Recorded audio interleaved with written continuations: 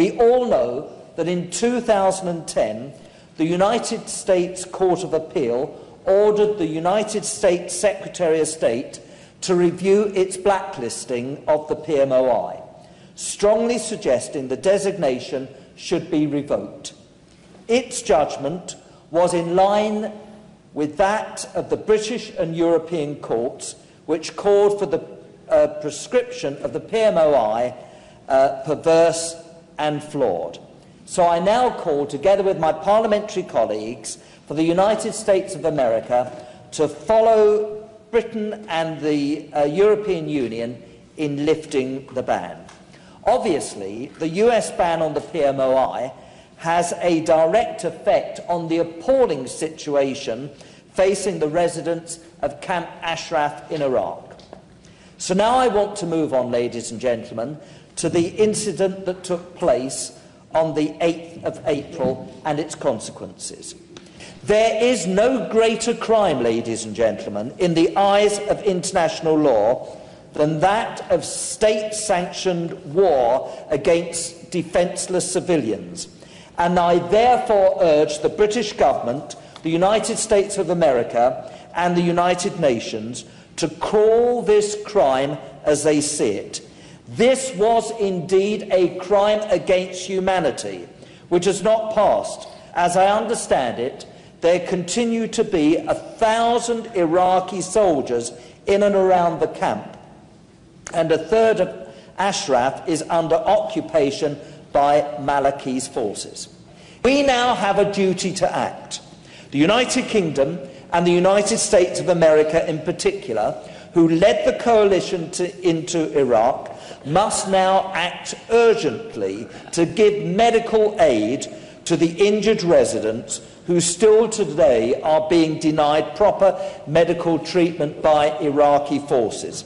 Our government and the Prime Minister need to play a proactive role to compel the United Nations to urgently take over protection of Ashraf and ensure the withdrawal of Iraqi forces from the camp. And the siege on the camp must immediately be lifted. There needs to be an independent inquiry by a panel of jurists into the 8th of April massacre. The United Nations should also take the lead in finding an internationally accepted permanent solution to the crisis. I now hope, together with my parliamentary colleagues, that the Foreign Office and the British Prime Minister will take urgent measures to ensure that this indeed happens. So again, I thank each and every one of you for your support for this great cause. Salam Ashraf, indeed the bravest of the brave. Iraq gave specific undertakings in writing to the Americans when they handed over responsibility for the safety and security of people at Ashraf to the Israelis, that they now would take on this responsibility. And when the Americans wrote and said, we've just spelt out here what this involves, they wrote back and said, yes, we fully understand that and we fully undertake to abide by this. They turn out not just to be liars, they turn out to be serial liars, because the ink was hardly dry on that letter before they then set up a committee for the suppression of Ashraf. And 2 years ago, they went in and killed and wounded residents there indiscriminately and repeated it on the 8th of April. What is it that our government, the United States and others, don't understand about Iran and its Iraqi lackeys? Right across the board, and other agencies of the UN.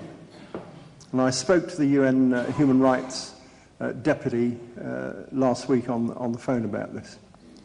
Words. Words. Words don't stop what happened on April the 8th. And there are times, under international humanitarian law, let alone humanity, where considerations of sovereignty should not get in the way of responsibilities which other governments had.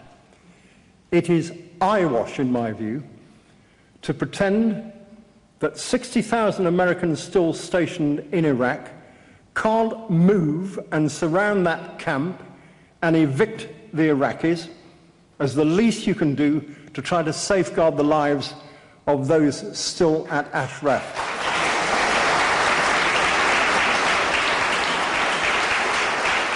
And if somebody says they have no authority, that's not true. They were not only leaders of the coalition that went into Iraq to change that regime, they've done it before in the past and then, afterwards, gone and asked the United Nations Security Council to publicly back it. We need action backed by the threat of punitive sanctions, both against Iran and Iraq, and making clear that those responsible for the murders and offensive action in Ashraf would be taken to the International Criminal Court, and that forces within, Iraqi and Iranian forces within that camp should be told to withdraw, and if they don't withdraw, then they should be made to.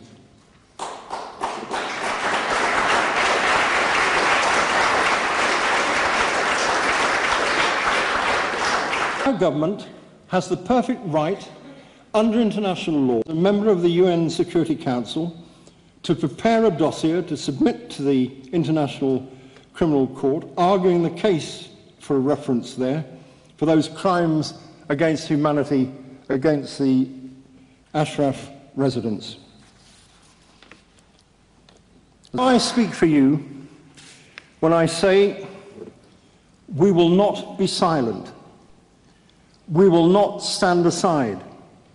We will not stop demanding urgent action to prevent the 21st century of the Nazis' final solution. Ashraf will live and Iran will be free. Thank you. The Iraqi leadership quite clearly takes its cue entirely from the dictatorship in Iran. I call on our government, the United States government, the European Union, to ensure that the United Nations immediately assumes responsibility for the protection of Camp Ashraf, and that the Security Council adopts a resolution on Ashraf's protection. I further call for the appointment of a United Nations Security Council representative to conduct a full, impartial, transparent and independent inquiry into the grave crime committed on the 8th of April. I, like other colleagues from both Houses of Parliament, demand an end to the siege on Ashraf, especially the inhumane medical blockade, which we understand is also taking place. This is an appalling, an absolutely appalling humanitarian situation that can no longer go on like this, and it is time for action to be taken now. And I and my other parliamentary colleagues give you our assurances that we will do everything in our power to bring this constantly to the attention of our government, and every opportunity that we get for pressing this point on our government we will take. Thank you very much. What has been mentioned earlier by both Baroness Turner and our chairman about the US forces and UNAMI team should be stationed permanently. Well, I hope that we get a meeting with the Foreign Secretary.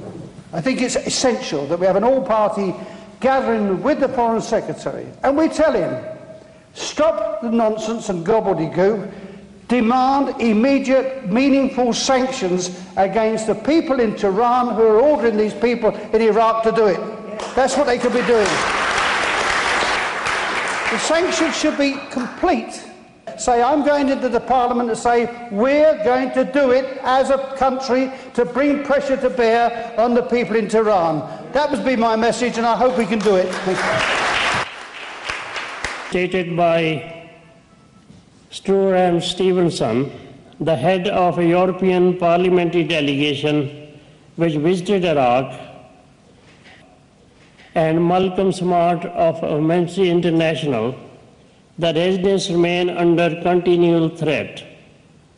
The British government, the US and the UNO must immediately demand that Iraqi forces stationed within the camp leave and that a UNO team take control over the protection of residents. Camp Ashraf is a beacon of hope, hope which we have seen spreading in the Arab world. Spring in overseas, especially UNO and UK, take urgent steps, and I think it is already too late, and I think they must act now. Thank you. Mr. Chairman, ladies and gentlemen, and I want to say to the Prime Minister and the government, why are you pretending that we can do nothing? Because I don't believe that's true. I think there are about 60,000 American soldiers still in Iraq. 1,500 Iraqi soldiers wrought the havoc you saw here on the 8th of April. I believe that havoc could be stopped. I said there are many things on which I support my government, many things, but I do not support this head in the sand cowardice. Ladies and gentlemen, I hope from this meeting today we'll put out the message. We notice we will not support any government or any party that does not notice and take effective action. That's what I believe. Thank you. Lord Corbett, ladies and gentlemen, all these people we saw being gratuitously shot, 225 of them, unarmed as they were protected persons under the Geneva Convention. We'll all, I'm sure, remember, as we all remember, that when the PMI disarmed many years ago now, one of the conditions was that they should indeed be protected. And we, the thorough nuisance, are not going to shut up until something is done.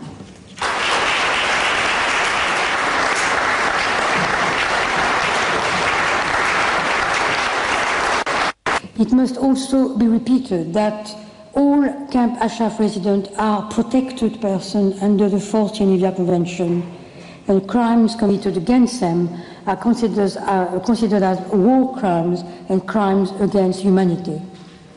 Amnesty International, Reporters Without Borders, the European Parliament, UNAMI, and many other international bodies have condemned the massacre at Ashraf.